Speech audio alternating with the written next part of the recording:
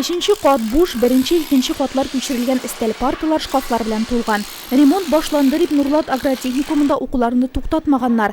Kısan şartlarda bilim aluga berkimde karşı tügül. Onun karağı yana elektr liniyeleri, yangın çıkıga karşı signalizasiya şilterleri, yana iden divarlar bulaşak.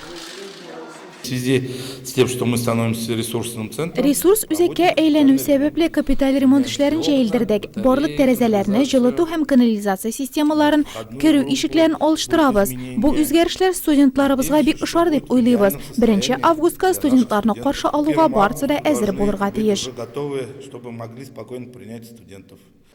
Бүгінгі күнде республикада 20 ресурс үзәге бар инде.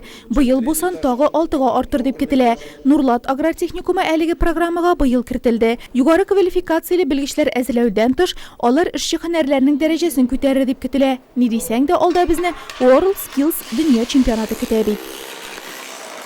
Все это будет работать, когда будет вот это смычка предприятие, ресурсный центр, министерство. Значит, мы финансируем, вы финансируете, и мы готовим тех людей, которые нужны для реального производства. И такой опыт у нас есть. И, конечно, престиж рабочих профессий.